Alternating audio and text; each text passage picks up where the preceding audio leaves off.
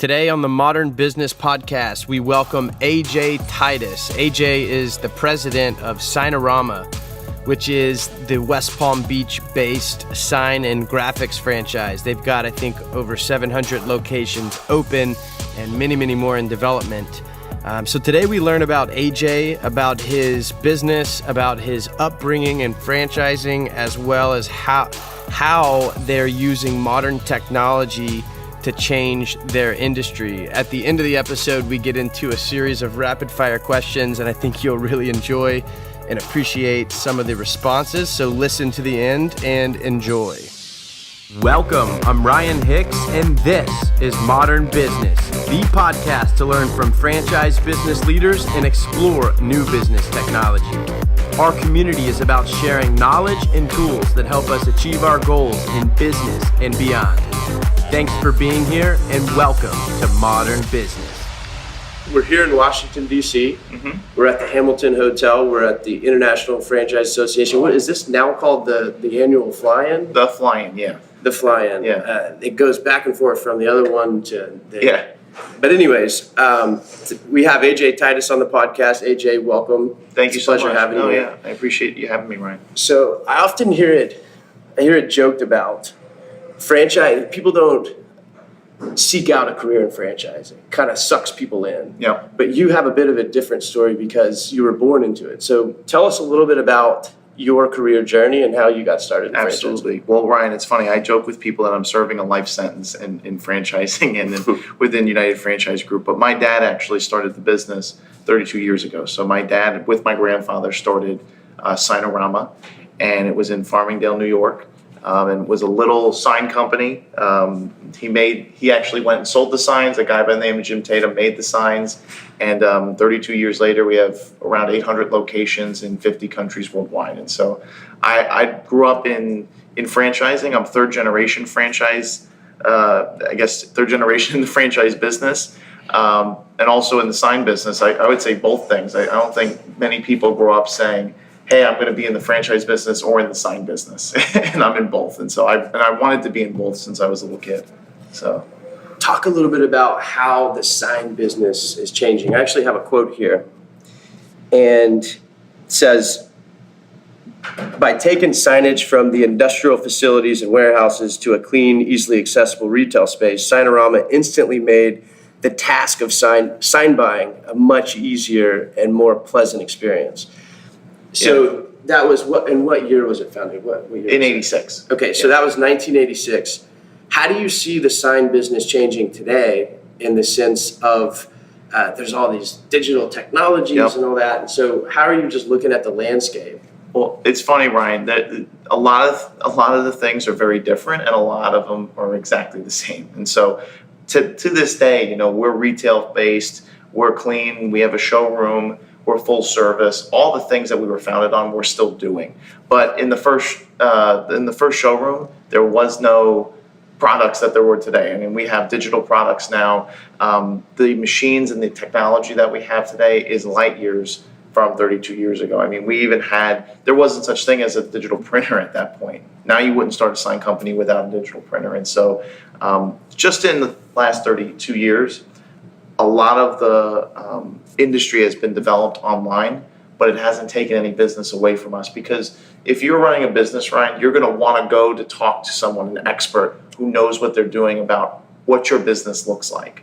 And that's what our bread and butter is that small middle to large business owner who's looking at branding themselves or having some sort of image with signs and graphics. And so we've seen it evolve, but it really hasn't changed. And on top of that, we're seeing it evolve in front of our eyes too, with 3D printing and other things coming to the forefront. And I can see a 3D printer in our showroom at some point. I remember reading a book called The Maker's Movement. There's probably many books on the topic of 3D printing since you mentioned it. When is that world going to come where you have this instant on-demand printing and all this and that? Obviously, it's gone a lot slower, but you mentioned that you can see yourself having 3D printers and things of the such. What do you think about that whole maker's movement? It's funny. It's coming. For sure coming. We see it coming. We've actually R&D'd 3 different 3D printers at our headquarters. Okay, so we see it coming. there's a cost to it though. Yeah. And I think as that cost gets driven down, there's going to be a sweet point where we're going to say, hey, it's now. It's not right now, but I think it's coming very fast. And I'm going to be president of the company when it happens. I really believe that. Yeah. So take me back. Tell me, we were talking earlier, you said you're serving a life sentence in franchising. That's quite funny. Yeah. Share with us some of your earliest memories in franchising. Because you have a unique experience and upbringing, so talk about some of that. I mean, I did everything a small business owner would do. I mean, my dad brought home brochures and we stuffed brochures. I would go in on the weekends and we would sweep the floors sometimes. I mean, we've had hurricanes in South Florida and we had flooding and we had leaking and we would go in and we would help fix it. I mean, I was on my hands and knees ripping carpet up from the office building. I actually worked for our local franchise owner in West Palm Beach. I did outside sales and marketing for summers. I mean, it's a family business. And so franchising has just been second nature to me, Ryan. Like it's a no-brainer. I mean, when we have life friends and family members who are in franchising, plus, this transition to be president has been, nothing's easy, but it's been great because we have a great group of franchise owners that are like my family. They've been with us for 10, 15, 20, in some cases 30 years. Some of them have been around longer than a lot of family members in my life. And so it's been a great ride, and I don't plan on going anywhere. I joke with life sentence, but I love it. Totally I know I love it though. There's a funny, I guess it's not even a quote. It's like you have the family that you're born with and then the family that you choose. So true. Right? Yeah. So, and I'm lucky to have both. Yeah. And not everyone's, lucky enough to have both. And I count that blessing. So you have this awesome early experience of all different aspects of the business. You went to, was it Florida Atlantic? No, I actually went to Palm Beach Atlantic University. Palm Beach. You're getting my brother. My brother went to Florida Okay. Atlantic. And so I still root for the Owls. So they're a local team. But Palm Beach Atlantic, and that's actually where the Titus Center for Franchising is. And then I got my MBA from the University of Miami. So at the time of this recording, I'm not very happy because the Hurricanes got swamped by the LSU, but that's okay. Yeah. Okay. Anyway. The swamp. Yeah. Yeah, no puns intended since we're here in D.C. In D.C., the big swamp. Right? So talk a little bit about that. So that you mentioned the Titus Center. You sit on a couple of different boards. Talk about some of that type of work that you're into. Well, from an early age, both my grandfathers and my dad wanted to give back, and they've instilled that in me. And I sit on a couple different boards, most of which are at my alma mater, Palm Beach Atlantic University. And the biggest one is the Titus Center for Franchising. And so my dad, if we go back even further, my grandfather, JJ Prendamano, he was the general manager of Signarama and United Franchise Group. And that's my mom's dad. And so my dad actually had the experience of hiring his father-in-law, which many friends and colleagues told him, really dumb idea, don't do that. You don't hire your father-in-law because you're going to have to fire your father-in-law at some point. That's pretty So he ended up hiring him. He didn't listen to the naysayers, and it ended up being a 20-plus year relationship, and my grandfather had a big impact on the company. And so he ended up, towards the end of his life, while I was in college, he worked a lot with Palm Beach Atlantic and actually taught some classes and did a lot of things with the university. And when he passed, my dad wanted to give something back to the school and actually create a center of learning for franchising. And there's nothing like it in Florida. There's a couple schools There's around not the country. much like it in the whole world. No, there's only a handful around the whole world. I mean, we're very specialized. A guy by the name of John Hayes, who is a franchising guru. Yep. He is the chair of multiple books. many I've read some of books. his books. He's been a franchisee. He's been a franchisor. He has an unbelievable resume, but he's our chair for the Titus Center. And the whole goal of the Titus Center is 10 different fold, I guess. It's to really educate people on franchising. It's to help people become franchisors. It's to help people become franchisees and help people work for franchisees and franchisors and just educate them, because I think that there's a misconception. I mean, you know this, Ryan. There's a misconception with franchising of, that's a fast food business, or that's where there are thousands and thousands of options in franchising. I just wrote an article and the article is going to be in Global Franchise Magazine. The topic was women in franchising. Great. Yeah. And a lot of people don't know the early story. One of the founding fathers, quote unquote, of franchising was actually a woman. Yeah. And when people think of franchising, they think of food business. They think of Colonel McDonald's. Sanders. They think of, of course. Yeah.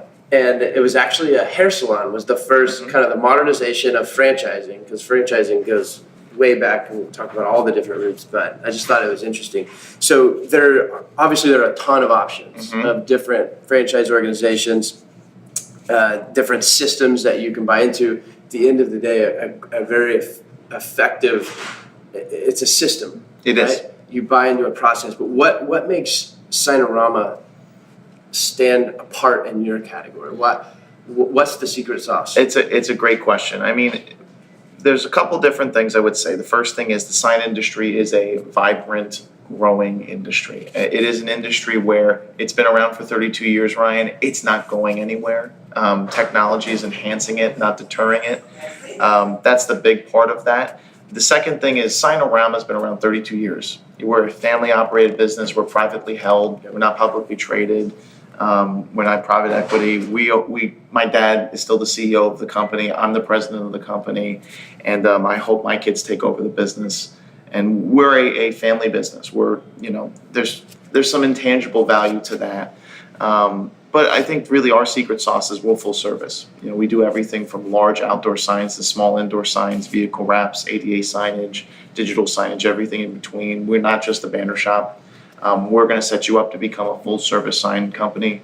We have franchise owners who have over 20,000 square feet of sign manufacturing, and we have stores that have 900 square feet, and that's what they want to be. And so you have a lot of freedom within our system to be what you want to be. You don't necessarily have to be a cookie cutter franchisee. You can really grow and be as large or as small, or go towards a simple product or go towards a complex product as much as you want. And we encourage our franchise owners to be entrepreneurial.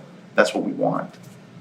How do you help and assist? I would imagine that you have opportunities for lead flow, right? Yes. So someone comes into your system, it's often joked about, and not joked about, but it's a common phrase. People say, you're not in business, you're in business for yourself, but not by yourself. Yes. So when someone joins your system, do they get to tap into lead flow and business development, and how are you assisting and helping in those things? So we help.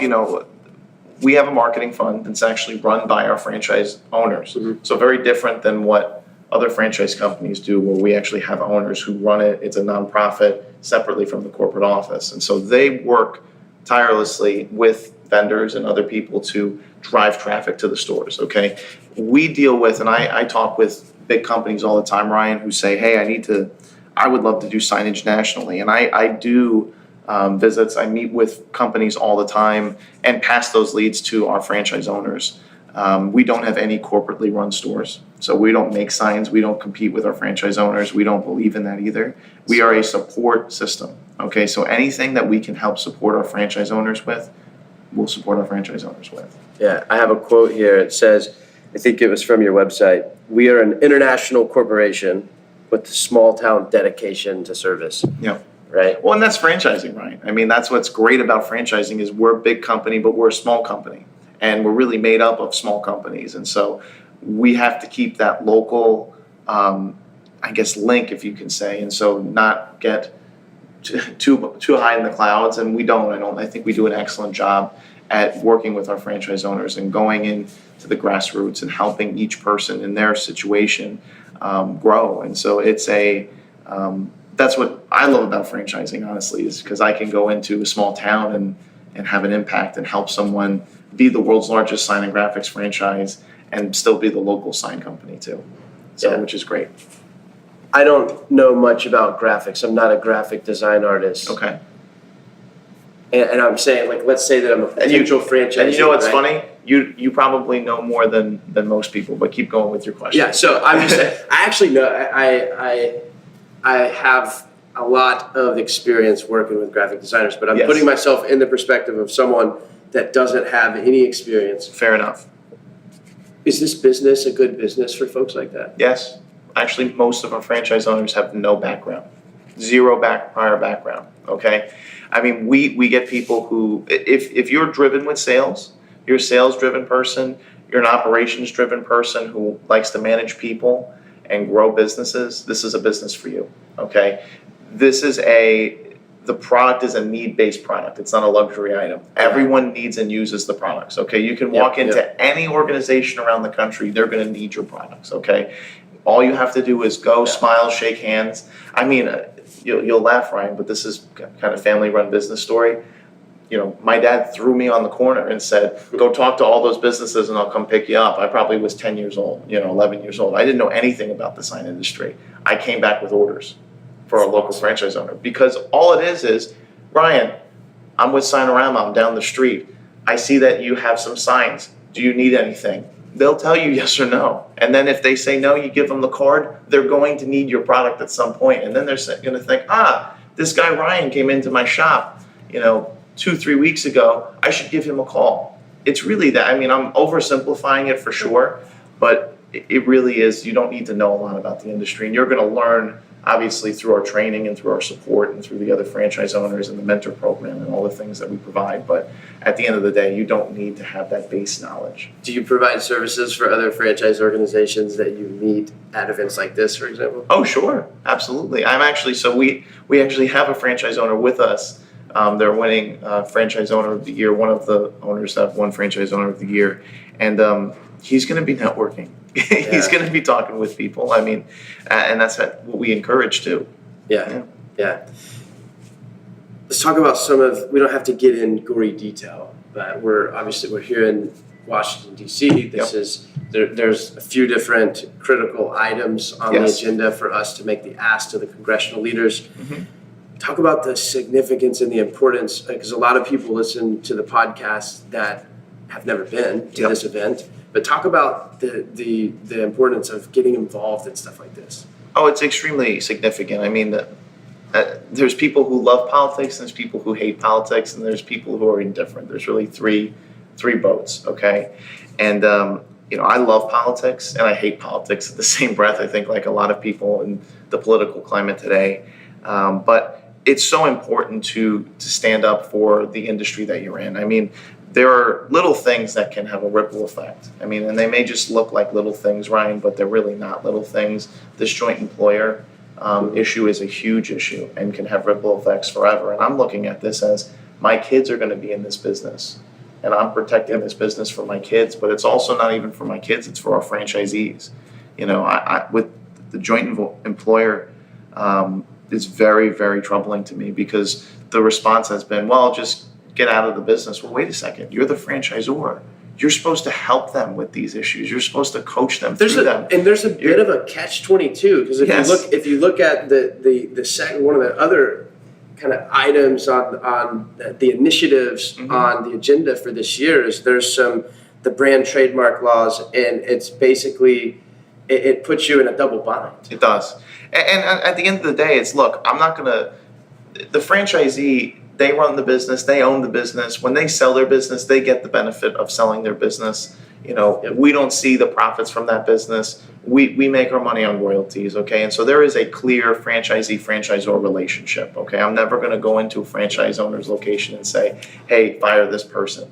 I'm never going to do that. But at the end of the day, our job as franchisors is to give business advice to our franchisees, and the government's making it very hard for us to do that and to do that effectively. And I think it's very unfair to our franchisees who look to us for guidance and look to us to help them in these issues, and we have to just look at them now in some certain cases and say, sorry, go talk to this, your local, rep or your senator or, it's a little yucky. Yeah, and it stinks. It really does. And it's changed. And that's the part of franchising you don't like, is the political side of it. But at the end of the day, we're going to be at this event, and I'm here, and we have people who care about the industry and care about us. And, we care about our franchise owners, and that's what it comes down to. And that's why I'm here, I think the third issue, if you were to break it down, you have joint employer, you have the brand and trademark.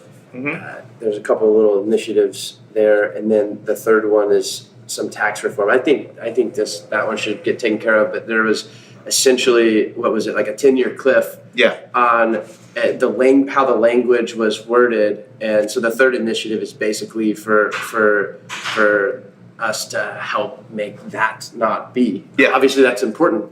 Well, and it's funny because the cutting taxes is a good thing for business, okay, and then overall the tax bill has been a good thing, but there's some things that I wish the tax bill went a little further on, Ryan, in all honesty. I mean, there could have been more pro-franchise than it was, and I hope that this administration changes that the next time around, if they get another shot at this. But there is definitely, we don't want to go over that cliff like you're talking about. But yeah, there's some definite things that we need to look at and change. And hey, look, we're not going to get everything. My job is to help our franchise owners grow, because at the end of the day, when they grow, I grow.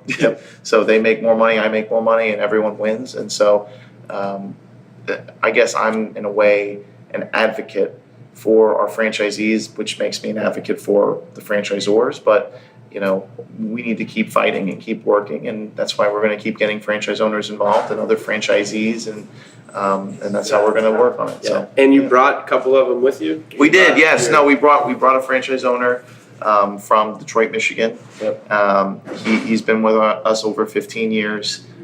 Great guy. I look up to him in a lot of different ways and get advice from him. He's a part of our Franchise Advisory Council and has served on many different boards with us for a long time. And so I'm looking forward to having him here and obviously recognizing him and his success.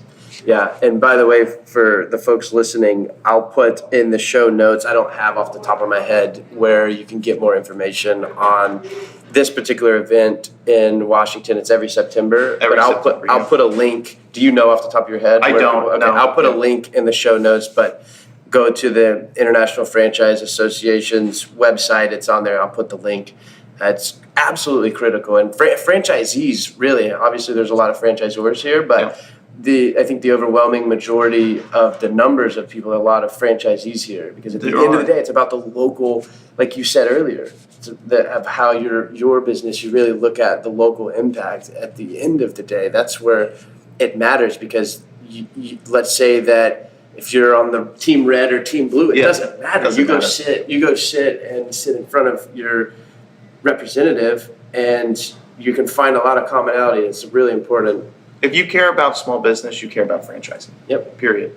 If you don't like small business and you don't like people making a living for themselves and building an asset for their family, then you should vote against franchising. But if you care about people and care about small business and want people to make a living for themselves and have an asset that they can grow to sell off for retirement or to pass on to the next generation, then that's franchising. How does that make you feel? How many franchisees do you have in your system? In Signarama, we have over 800, around 800. So you have around 800 folks that are either living or striving towards their American dream, and you're helping them do that. How does that make you feel? Oh, it gets me up every morning. Yeah. That's beauty pageant stuff. I'm sorry, but that's but it does. It gets me up in the morning. It's why I do what I do. It's why I work for my father. It's why and I love doing it. Because I'm making a difference in someone's world, in someone's life, and I love it. And so, you mentioned gets me up in the morning. Let's let a few rapid fire questions to get you know personally. Go for it. Or to get to know you personally. What time do you typically rise? So it's funny. My wife is actually here in DC with me, so she'll punch me in the side a couple times because I'll hit the snooze button. But I typically I get up 6:30 in the morning every day, but I'll snooze maybe to 6:30. What's for breakfast normally? Really a cup of coffee and either a Lara bar. I get like that spinach and cashew or the fruit and cashew. I get the peanut butter one. Peanut butter's good too. Peanut butter Lara bar. Yeah, I'm doing a no carb thing, Ryan. I'm trying to lose some weight, but. Favorite comfort food? Oh, even though that's I'm trying to lose anti-low weight. carb. Yeah, anti-low carb. Well, my family's Italian. Okay, so born and raised in New York. I'm born and raised in Florida, but my whole family's from New York City. Yeah. And so, favorite comfort food would probably be a great plate of pasta, rigatoni pasta with red sauce and some meatballs and sausage. If you're ever in Dallas, go to this place. It's in Uptown. Okay. Go to this place called Moxie's Okay. and order their rigatoni. Get some Interesting. chicken in it. Nice. I don't get mushrooms. No. But it's quite literally their sauce. It's amazing. Everyone I've told that it's like Moxie. There's no way. This is not it's just it's more of an Uptown happy hour place. Okay. But their rigatoni is amazing. That's funny. Make that a middle note. Yeah, no, my grandmother and my mother both are phenomenal cooks with Italian food. My wife is learning Italian food cooking, but she has the southern, because I told you she's from Dallas, she has the southern cooking down, but she's learning the New York Italian way of cooking, so it's all good. Well, this is a corny statement, but everyone's a student and everyone's a teacher. So I true. imagine she teaches other folks in the family a little thing or two about the way Southern folks do it. She teaches me things every day, Ryan.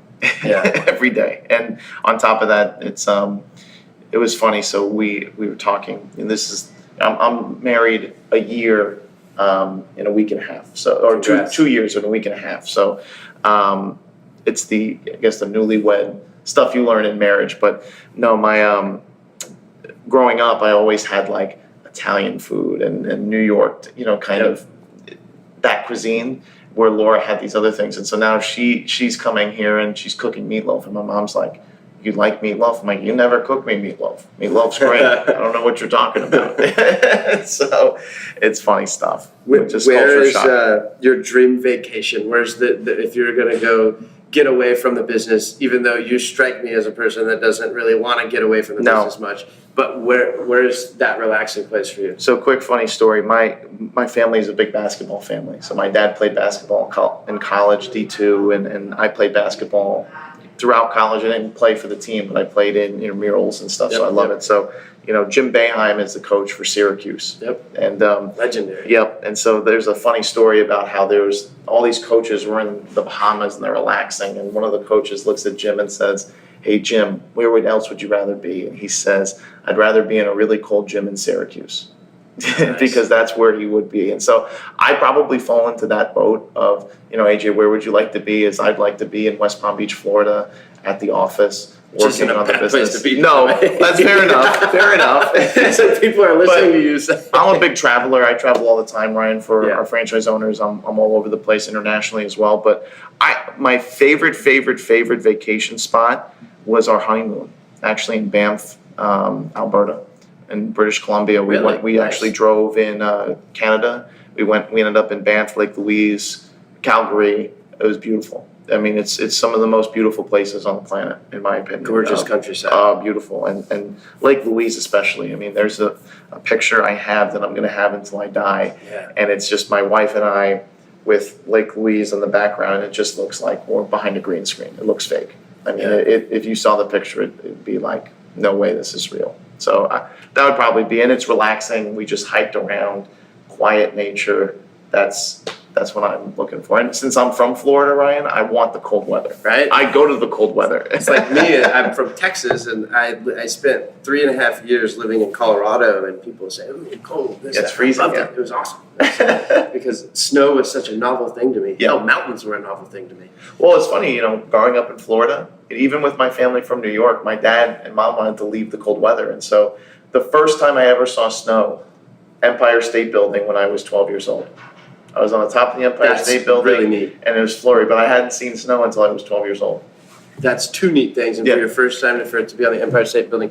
Last couple questions. So you're a sharp dude. Give us a life hack. Do you have any? Give us a hack. What's an AJ hack? Interesting. A life hack.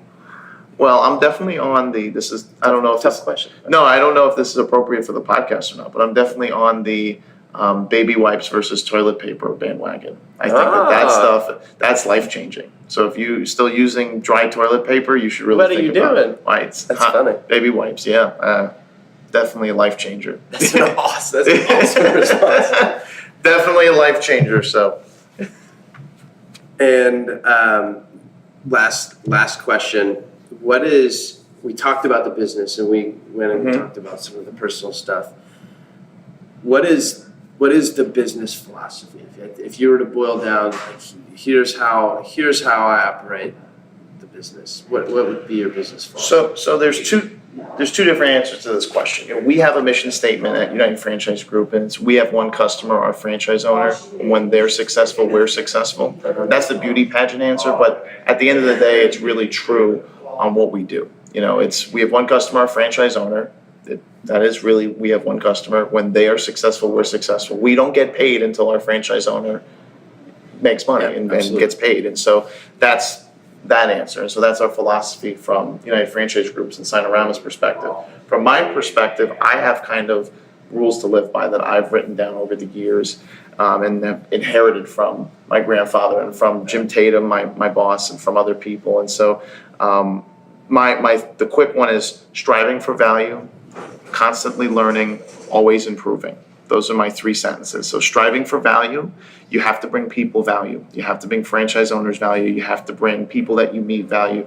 You know, Ryan, I have to bring you value when we're sitting here talking on your podcast. You know, constantly learning. Once you're done learning, then you're dead. Yep. Okay, you constantly need to learn and grow, and it's why I went after my MBA. It's why that I'm going to keep learning. It's why I'm going to keep driving to learn more, because even I'm a young guy, you know, and I've learned a lot in just my short life, but there's so much more, and I'm never going to get to everything. And so I have to keep learning and keep growing. And the last one is, oh my gosh, constantly learning, always improving. Okay, so I'm always improving, always getting to that next step, always. Even if you did a good job, even if something was done right, it's what could have been better? What could you have changed? What could you have done differently? Always looking to improve, because it's never perfect. We're all imperfect beings. We're always going to make mistakes. Always driving to being better than you were before, and you're going to be successful. I mean, that's my 3 sentences that I have on my card. So Love it. And that's on the business card? No, it's on my. I have on the just an rules, index card. yeah. I have an index card in my. I'll show you. I'll show you. But really in my wallet, and I just have some things that I write down that I can remind myself on. In business and life, you said it. Stagnation is really death. It's moving back because in business, from a competition perspective, other people. You know, Mark Cuban has the quote: "Business is 24/7 by 365." Yep. And everyone's out to try to outcompete you, and that's how it is. And so my dad used to say, because we played basketball in high school, and so I would be home. My dad would get home from work, and it would be at night, and we had a basketball court at our house, and he'd walk in, and I'd be sitting doing something or playing video games or something, and he'd peek his head in the door and say, "Somebody's getting better and you're not," and just close the door. And so and he was right, because if you don't have that mindset and that drive of someone's outworking me right now, somebody is doing what I'm not doing right now to get better, then you're dying, and you need to fix it. Well, speaking of work, we could go on forever. We're going to go get to work and get some things done today, but it's been an absolute pleasure having you here talking about franchising, talking about the business here on the Hill, and learning about you. So it's a lot of fun having you. And well, thank you, Ryan. I appreciate it, and thank you for inviting me and being a part of your podcast. It's great, and I appreciate it, and it's good work that you do. So now I'm a subscriber as well. So awesome. I want to encourage everyone to subscribe to Ryan's podcast. Yes, please do. Thank you for the plug. For sure. Cheers, man. Yeah, man. Nice talking to you. Yeah.